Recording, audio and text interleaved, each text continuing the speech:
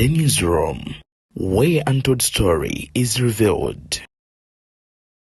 Naye kibuuzo kiri nti batandise kati okukolera abalabe baffe oba baali batandika dda. Jeno Muhoozi Kayine Lugaba avuddeyo n'asindikira Bobi Wine obubaka buno bubaka ki biki ebirimu bye ŋŋenda mu maaso n'okubeera ng'ate nkuwa. Jjukira nti Robert Kyagulanyi Ssentamu His Excellency Bobi Wine olunaku lw'olwaleero ali mu bitundu byebuyikwe agenda mu maaso n'okubeera nga ate akyatambula ne country wide tour. Ebigambo bino ŋŋenda genda mu maaso n'okubeera nga mbikuwa olabe waawe bivudde. Mubaka Betty Nambooze bakireke atabuse ki ekitabudde Nambooze. Ajja mukulu Medadi Sseggona ayina naye byagenze maaso n'okubeera nga ayogera. Wabula nkusaba n'obuwombeefu bw'ekika ekya waggulu. Video soko jimpereka like bwogiwa like bwogiwadde muliro ogugitambuza ate netuukira ddala ku buli muntu ali eyo mu ngeri yemu gwe yakatwegatako nga gwe mulundi gwe ogusoose okuba ng'olaba video zaffe. Nkusaba n'obuwombeefu bw'ekika ekya waggulu video soko jimpereka like bwogiwa like bwogiwadde muliro mwattu ogugitambuza ate okugituusa ku buli muntu sekinomu aba eyo. Awo wennyini nsaba onzikirize nsooke kwe video eno wamma ate tutandike. Olunaku lwaleero muzikirize mbategeeze nti okwetonda kiba kikolwa kya buzira. Naye muzikirize olwaleero lwange ne ku lwa National Unity Platform yenna muzikirize mbeetondere netondere n'eggwanga olw'okwesiga abantu abakyamu.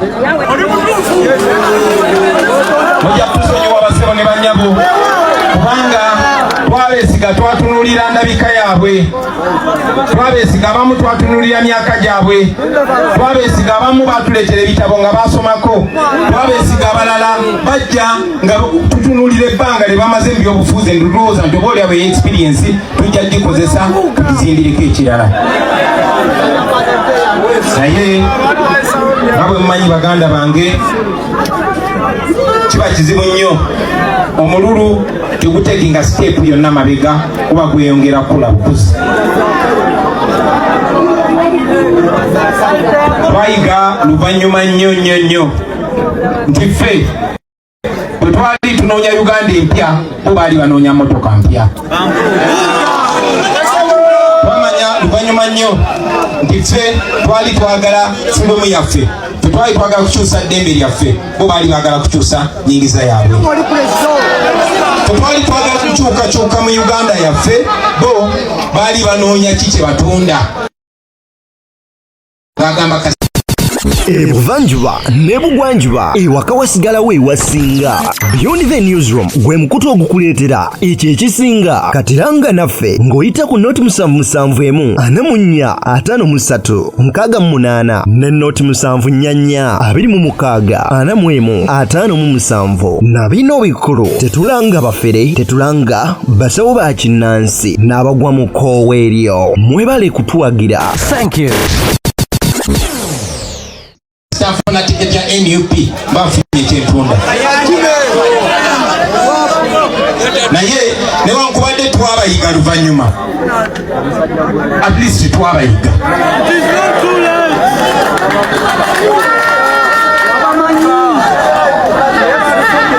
Olunaku lwaleero abo abakulembeze bennyini etwabaleetera ne mubalonda ku tiketi ya NUP kaakati mu lwatu nga tebaswala bakolagana n'abo ababanyigiriza, bakolagana n'abo ababafudde abaddu akalyamu. Video eno ekulaga engeri abantu b'ebuyikwe gye baanirizaamu His Excellency Robert Kyagulanyi Ssentamu. Bingi byayogedde bye tugenda ogera maaso n'okubeera nga tukuleetera mu mboozi zaffe eziddako nga mwe mulina abakulembeze be yeesiga oba oliawo ne bamuyitamu akanaana. Ebyo nabyo tugenda kubeera nga tujja nabyo mu mboozi zaffe eziddako. Wabula akadde kaneeno njagala nkuwe ku musajja mukulu ono amanyikiddwa nga Mike Mawanda. Ono nno ng'emabegako awo yakagenda maaso n'okubeera nga ateebwa ku bail ku misango egyekuusa ku bulyake era nga President Museveni yali amutadde munda okumalako akabanga. Ono nno muna kibiina oba munakisinde ekya PLU abaddeyo n'awandiika omugugu gw'ebbaluwa ng'agamba nti Bobi Wine yagenda maaso n'okubeera nga ayisa amaaso mu kulembeze waabwe General Muhoozi Kainerugaba era aveeyo yeetonda obassa ekyo bamukube mu mbuga za amateeka. Kakati nno njagala nkuwe ebigambo bino obirabe ate mwattu tweyongereyo. Our attention has been drawn to the utterances made by the President of the National Unity Platform, the Honorable Robert Kyagulanyi, by abusing our beloved chairman of Patriotic League of Uganda, General Muhoozi Kainerugaba, that, in quote, that even if the people of Teso, because he was in Soroti, are stupid, like Museveni's son, that they have slaves who work for them, and the slaves are the people of Teso. We would like to categorically state and inform the people of Uganda and General Muhoozi Kainerugaba that the people of Uganda are not slaves, neither is General Muhoozi Kainerugaba stupid. Our beloved General Muhoozi Kainerugaba is a public servant and in fact a commander of Uganda People's Defense Forces, a position he has attained as a result of his bravery, experience and hard work. The Patriotic League of Uganda Fraternity therefore condemns this act in the strongest terms possible and demands that the Honorable Robert Kyagulanyi Ssentamu apologizes to His Excellency the President of the Republic of Uganda, General Yoweri Kaguta Museveni, our beloved Chairman General Muhoozi Kainerugaba, and Ugandans at large who mean well for this country. Bigambo webityo bwebiri gwenno omulungi angoberera wabula nkujjukiza nti video eno soko jimpereka like bwojuwa like oba ojuwadde muliro ogitambuza ate netuuka nakubulisa kinoomu ali eyeyandiyetaaza okubeeranga oba oli awo agifuna. Kakati Madam Teacher Honorable Betty Namboze Bakireke ayongedde nakkaatiriza n'agamba nti si bagenda maaso nakubeeranga oba oli awo basirika. Omubaka akola okukuba Zaake ye yamuyiikiriza era agamba nti Zaake talina musango gwe yakola okujjako ono yamujjonkera. Bibyo kambiko. Mwendo bali baguweza naye nga n'oli balina omuleeta neso kyenjagala ogamba nti omukulu oyo yakuba Zaake yakubako ku w'ekitiibwa Abiriga yakuba Honorable Bernard omugenzi yakuba omugenzi Bernard amanya Honorable Bernard Atiku yakuba Honorable Otto kati yakubye Zaake yakakuba bana so eyo nkolaye ekyokubiri omulundi guno yajja n'asosonkereza nawulidde agamba nti Zaake yaŋŋamba gwa mukyoli vaayo nini ngamba kati abantu bali mu parliament naye nga bakyagenda n'ebintu bwebityo nti aleetewo ebyamawanga ku ssaawa eyabuze.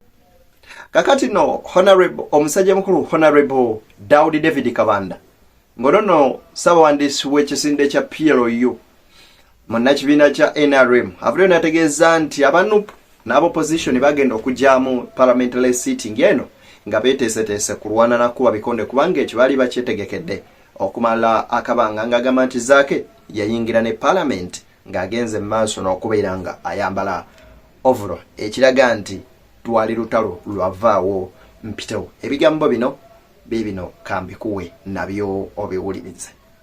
Yali ovuro yali suit baliite ekifaananyi yali ovuro ekifaananyi kyaliko x ng'ajja ne mu parliament kansabe producer ng'akinoonya kiteeka waawo ng'ajja ne mu parliament yali ayambadde ovuro munda nga mwatadde ettaayi ng'ataddeko buteesi kooti ng'akulaga spirit mwajjidde nti yazze ku Rwanda awo eyo ovuro eyo musajja wuuyo yali bw'atyo mu parliament wuuyo kati ovuro kye waawo okakasa tayambadde ovuro eyo ovuro suutu ki Honorable Kabanda otuuse waawo nze nali naye gwe muleete ekifaananyi nga tannaba kujja naye Honorable ino sayina amaanyi wuuyo yo so ovuro eyo ng'ekusibye paka eno esuuti first of all yali bweti nga anti esuuti anti toyinza bbira bonoonya kaadi esuuti yali bweti esuuti yali bweti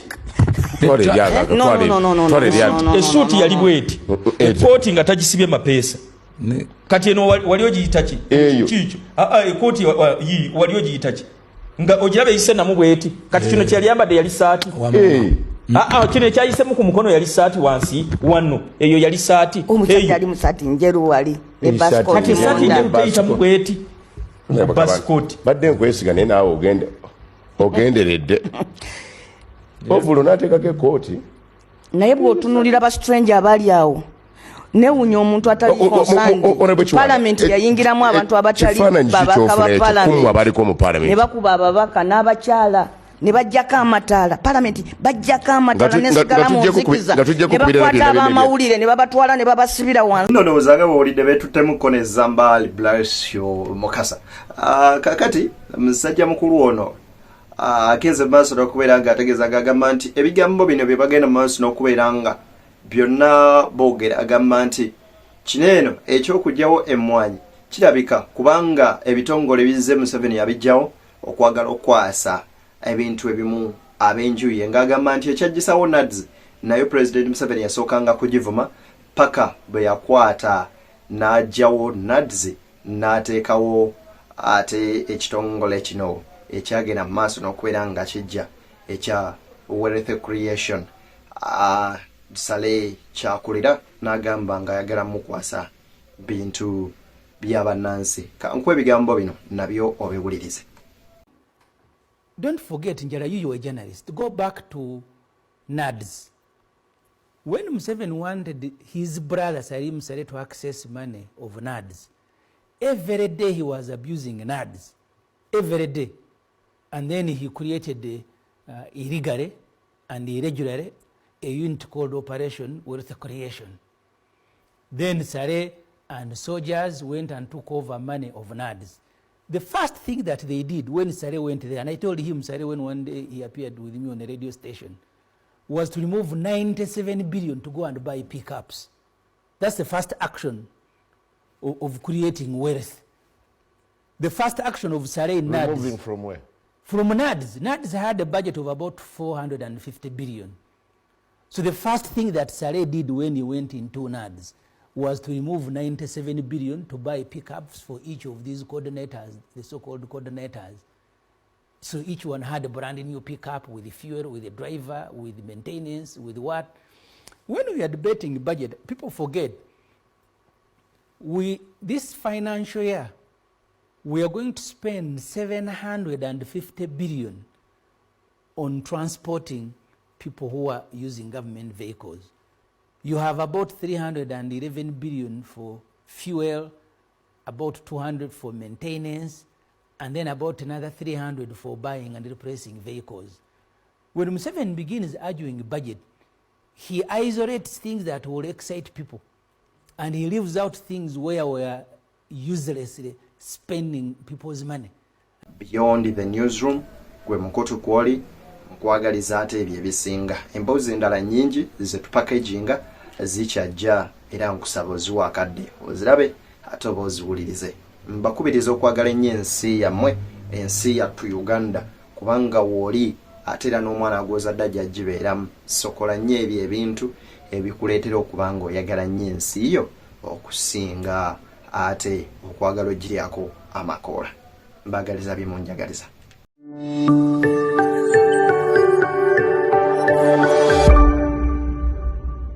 Beyond the newsroom, where untold story is revealed.